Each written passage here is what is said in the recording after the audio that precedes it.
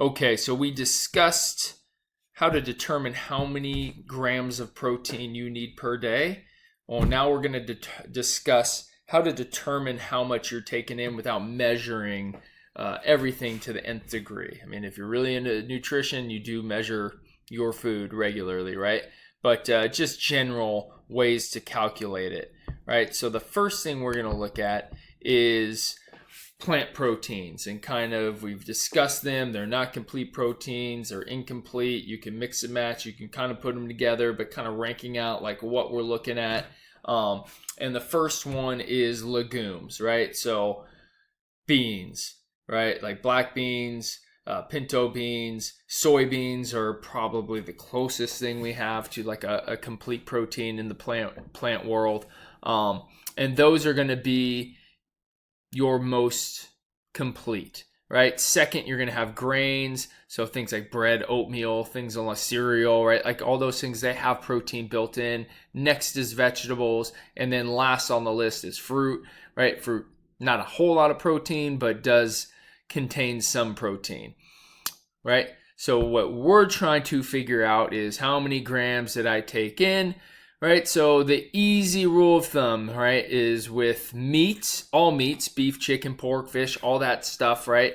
Or animal product, I should say, right? You're looking at 1 ounce of meat being equal to 7 grams of protein, or having 7 grams of protein in it, right? And then you look at stock sizes in terms of like what's a serving. You're looking at like 3 to 4 ounces. So then you're looking at like 21 to 28 grams of protein per serving of meat.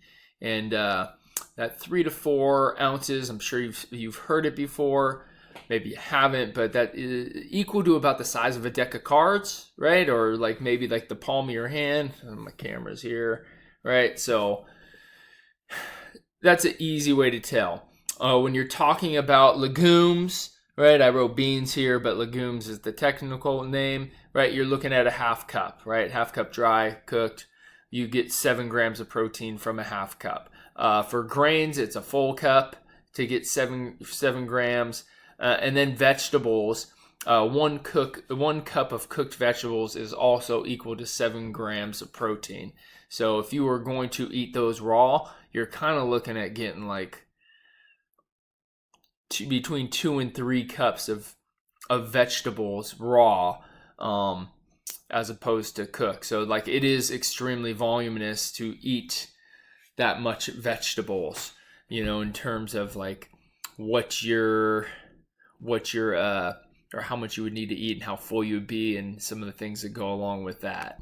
And then what are some of the other things that pop up that we are interested in discussing here is like people who don't get enough protein, right? Like who's not getting enough, and just people that don't eat enough, right? So if there's some sort of like famine, third world countries, they just don't get enough food, like they're usually not getting enough protein, right? Like that's the one thing that's expensive and people cut out, right?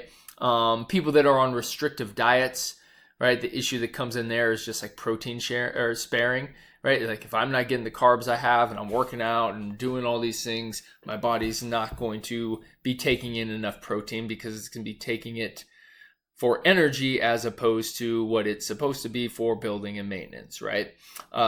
Vegetarians that don't intake enough, right? Again, we just talked about like how much volume they have to take in. The other part of that is they typically don't vary their diet enough. And then people that need more protein than you would expect, like, like people that have burns, like, right? Like their body's got to heal. It takes an immense amount of energy to rebuild the body after burns, right? Pregnant women, and then people that have like lasting illnesses like cancer and AIDS, like they typically need to get more protein. The issue that comes up with them is they feel nauseous a lot and they're unable to sustain the intake that they need. So perfect. Thank you.